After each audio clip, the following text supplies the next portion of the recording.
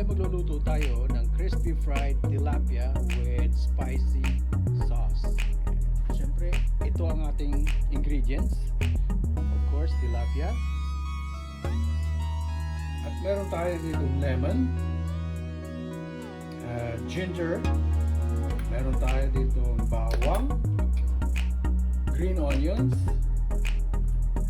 onion, finely chopped, saka julienne ginger. Ito yung mga gagamitin ko sa sauce mamaya. Okay? Umpisa na natin. Habang iniinit natin yung mantika, hihimasan natin ng flour ang isda para magiging crunchy siya.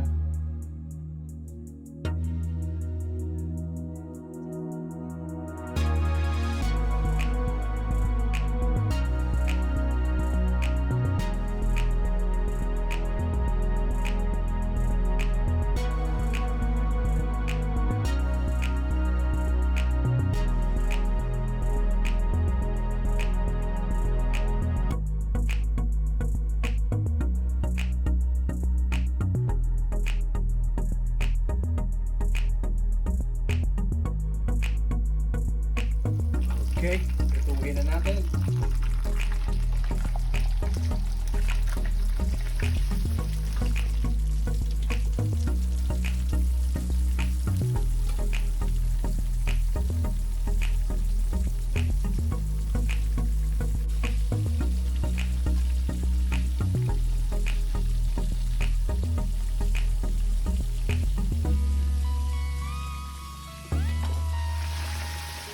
Balik na rin natin.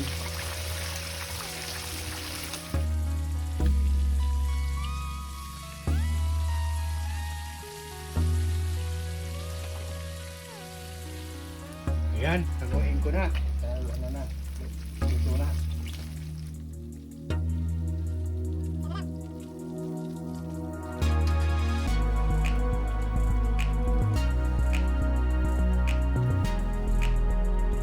Okay, gawa tayo ng sauce. Unang isap ko, luya.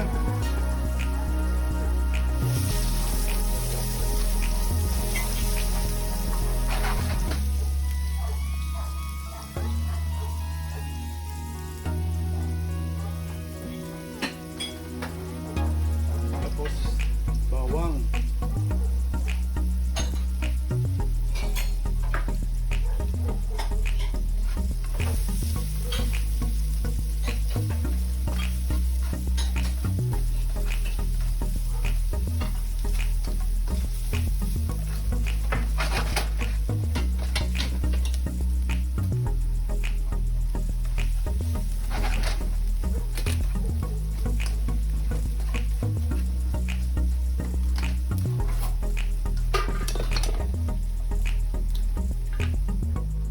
Tapos sibuyas, sabay na natin ang kamatis. Mag-iwan tayo ng konti para sa separate na sawsawan. Bukod sa sauce, may sawsawan pa.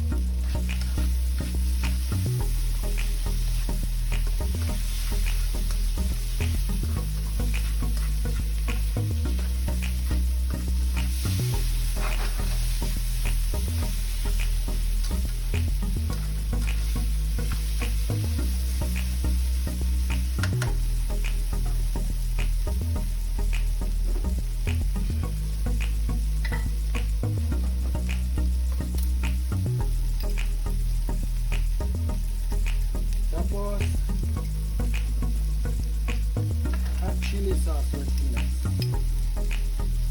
Ito kasi may timpla na ito, kaya hindi na kailangan timplahan pa, hindi na kailangan lagyan pa ng suka, asin, dahil medyo maalat na yan. Plus, may chili oil din siya, kaya mabisang gawing sauce.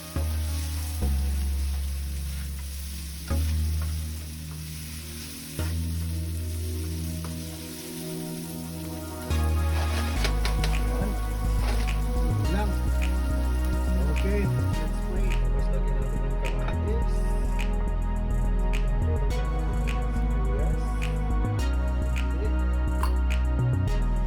At bawang. Tapos green onion.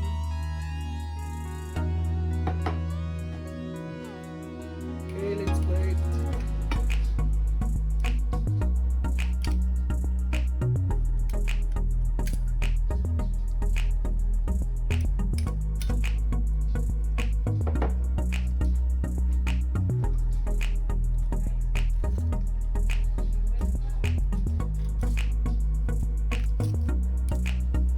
Sausawan natin dito.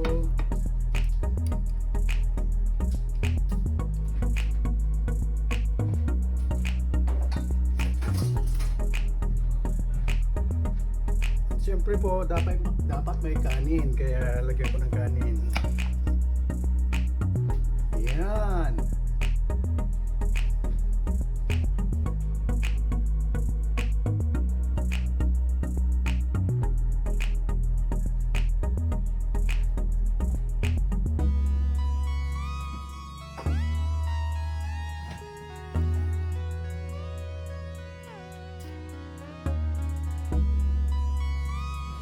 Yan na po ang aking crispy fried tilapia with spicy chili sauce on the side.